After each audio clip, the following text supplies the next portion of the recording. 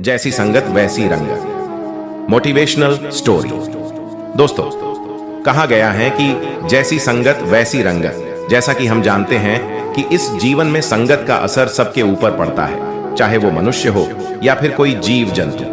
हम जैसी संगति में रहते हैं वैसी ही हमारी बुद्धि भी हो जाती है। संगति का असर मनुष्य के मन, बुद्धि और स्वभाव पर पड़ता है। इसलिए कहा जाता है कि हमें अच्छे के साथ रहना चाहिए, उससे हमारे जीवन में अच्छा प्रभाव पड़ेगा। दोस्तों, किसी राज्य में एक जगदीश नाम का एक आदमी रहता था। वह बहुत गरीब था। वह रोज जंगल में जाता और कुछ सूखी लकड़ियां इकट्ठा करता और शाम को उसे बाजार में बेच देता था। उसी से उसका घर का खर्चा चलता था।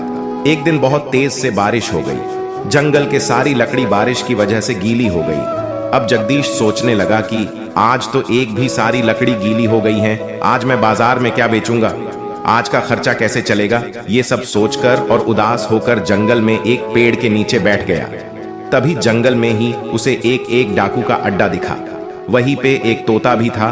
जगदीश ने उसे पकड़ लिया और घर लौटते समय उसे एक आश्रम मिला। वहां पे भी एक तोता था।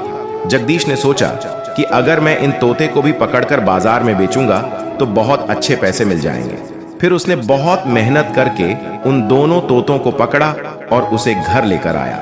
दूसरे दिन वह दोनों को अलग अलग पिंजरे में रखा और दोनों तोते को बाजार में लेकर गया और दोनों के अलग अलग दाम लगाया। लोग आते और उसका दाम पूछते। तब जगदीश कहता कि एक का दाम 1 रुपया और दूसरे का दाम 2 लाख रुपया बताता था। इस तरह के दाम सुनकर लोग चौंक जाते थे, क्योंकि देखने में दोनों एक ही तरह के थे। बाजार में किसी ने भी उन तोतों को नहीं खरीदा।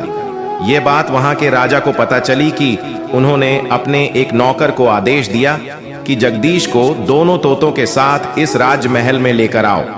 नौकर राजा के आदेश का पालन किया और थोड़ी देर बाद जगदीश को तोता सहित राजमहल में लेकर आ गया। राजा ने जगदीश से पूछा कि ये दोनों तोतों का दाम अलग अलग क्यों है, देखने में तो दोनों एक जैसे हैं। तब जगदीश ने कहा, महाराज, इसका कारण मैं अभी नहीं बताऊंगा। जब आप इसे खरीद लेंगे तो आपको अपने आप समझ आ जाएगा। उस समय यदि आपको लगे कि मैं इनका दाम गलत बताया हूं तो आप मुझे सजा दे सकते हैं। राजा ने जगदीश के कहने पर दोनों तोतों को खरीद लिया और उसे पैसे दे दिए। जगदीश खुशी खुशी अपने घर चला गया। दूसरे दिन राजा सुबह सुबह उन दोनों तोतों को देखने गया। जैसे ही वह एक पिंजरे के पास गया, वैसे ही उस पिंजरे के तोता जोर जोर से चिल्लाने लगा, अरे दौड़ो दौड़ो, इसे पकड़ो, ये दुष्ट कहां से आ गया, मारो इसे, मारो, इसके हाथ पैर तोड़ दो, इसका गला काट दो, इसे लूट लो। राजा को उस तोता का बोली सुनकर बहुत गुस्सा आया। वह तुरंत वहां से हटकर दूसरे तोते के पास गया। राजा को देखते ही दूसरा तोता बोला, आइए आइए महाराज, आपका स्वागत है। हमारे कुटिया में मेहमान आए हैं, आइए बैठिए, इनके लिए पानी लाओ। ये सब देखकर राजा को बहुत हैरानी हुई। उसने तुरंत अपने नौकर से कहकर जगदीश को बुलवाया और उससे इन दोनों के आवाज में फर्क के बारे में पूछा। जगदीश ने बताया कि महाराज, मैं एक तोता को डाकुओं के अड्डे से और दूसरे को एक आराशी के आश्रम से पकड़ा था। डाकू लोगों को मारते पीटते, गालियां देते और लुटते थे। उन लोगों की बातों को सुनकर पहले वाले तोता ने यह सब सीख लिया था और वैसी ही बातें करने लगा था। दूसरा वाला तोता ऐसा बोलना इसलिए सीख लिया था कि वह एक साधु के आश्रम में रहता था और आश्रम में लोगों का हमेशा स्वागत होता है और वहां हमेशा मीठा शब्द बोला जाता है। यही कारण है कि दूसरा वाला तोता सदा अच्छी अच्छी बातें करता है। यह सब संगत का असर है। अच्छी संगति इंसान के अंदर अच्छा व्यवहार उत्पन्न करती है और कुसंगत इंसान को हमेशा गलत रास्ते पर ले जाती है। इसलिए हम सभी लोगों को सदा श्रेष्ठ और ज्ञानी लोगों के ही संगत में रहना चाहिए।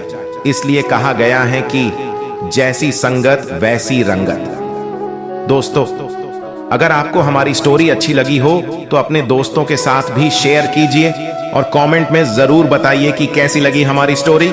धन्यवाद।